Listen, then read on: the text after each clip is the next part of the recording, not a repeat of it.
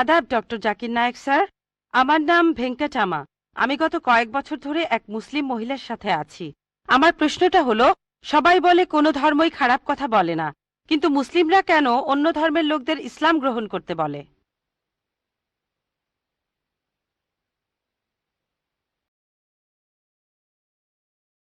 বোন, আপনি বললেন যে আপনি একটা মুসলিম পরিবারের সঙ্গে থাকেন অনেক বছর ধরে।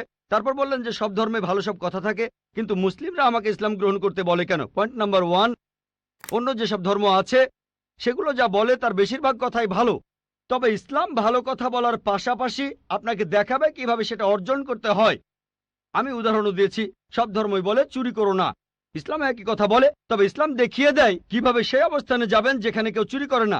জাকাত দেন, সাহায্য করেন, এরপর কেউ চুরি করলে তার হাত কেটে ফেলেন, তাহলে চুরি করা বন্ধ হয়ে যাবে, কোনো অপরাধ থাকবে না। এজন্যই আমি বলেছিলাম যে ইসলাম ভালো কথা বলার পাশাপাশি আপনাকে দেখিয়ে দেবে কিভাবে সেটা অর্জন করতে হয়।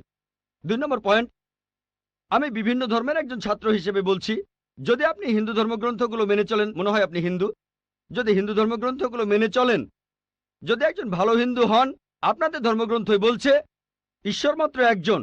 আমার লেকচারে অনেক হিন্দু ধর্মগ্রন্থের উদ্ধৃতি দিয়েছি, এক ঈশ্বর। আপনাদের ধর্মগ্রন্থ বলছে মূর্তি পূজা করবে না। ভগবদ্গীতার 7 অধ্যায়ের 20 অনুচ্ছেদ বলছে জাগতিক আকাঙ্ক্ষা যাদের বুদ্ধিকে আচ্ছন্ন করে রেখেছে তারা নকল ঈশ্বরের পূজা করে, তারা মূর্তি পূজা করে। এক ঈশ্বরে বিশ্বাস করতে হবে। আজকে আমার লেকচারে বলেছিলাম বিশ্বাস করতে হবে অন্তিম ঋষিকে, কল্কি অবতার, যার বাবার নাম হবে বিষ্ণু ইয়াস আব্দুল্লাহ, তার মায়ের নাম হবে সুমতি আমিনা। তিনি জন্মগ্রহণ করবেন সাম্বালা নামের গ্রামে মক্কা। তিনি জন্মাবেন সাম্বালা শহরের প্রধানের ঘরে, মক্কার প্রধানের ঘরে। তিনি হবেন পুরো মানুষ জাতির পথপ্রদর্শক।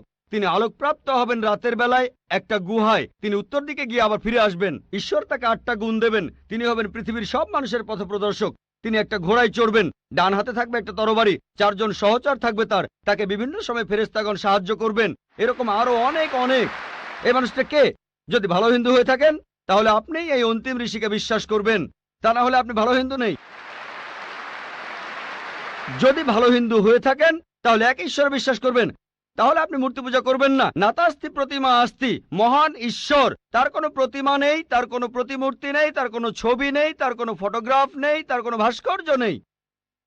আর আমি বিতর্ক করেছি পণ্ডিতদের সাথে, হিন্দু পণ্ডিত, ওনারা শঙ্করাচার্য অনেক, সেখানে আমি কথা বলেছি।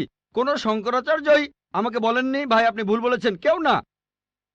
একটা বিতর্ক করেছিলাম শ্রী শ্রী রবিশঙ্করের সাথে 21শে জানুয়ারিতে। তিনি ইন্ডিয়ায় হিন্দুদের মাঝে খুবই জনপ্রিয় গুরু, আর্ট অব লিভিং। আমি তাকে বলেছিলাম আর্ট অব লিভিং এর শ্রেষ্ঠ বই হলো এই পবিত্র কোরআন। আমি তাকে মুসলিমদের এই আর্ট অব লিভিং এ আমন্ত্রণ জানিয়েছিলাম। আমরা সংখ্যায় এখন 130 কোটি, 130 কোটি মুসলিম। আমি তাকে আমন্ত্রণ জানিয়েছিলাম যদি তিনি ধর্মগ্রন্থগুলো মানেন, তিনি বেদের উপরে একজন বিশেষজ্ঞ, তাকে এটা মানতেই হবে। একইভাবে বোন, আপনাকে বুঝতে হবে অন্য সব ধর্মগ্রন্থগুলো হয়তো আল্লাহর বাণী আপনি বলছেন, সময় বদলানোর সাথে সাথে সেগুলোও কিন্তু বদলে গেছে। স্বামী বিবেকানন্দ বলেছেন বেদের 99%ই হারিয়ে গেছে, বাকি যে 1% আছে সেটা আমাদের কঠোরভাবে মানতে হবে। কঠোরভাবে মানে অন্তিম ঋষিকেও মানতে হবে। তাহলে কঠোরভাবে মানলে আপনি মোহাম্মদ সাল্লাল্লাহু আলাইহি সাল্লামকেও মানবেন, আপনি কোরআনকেও মানবেন।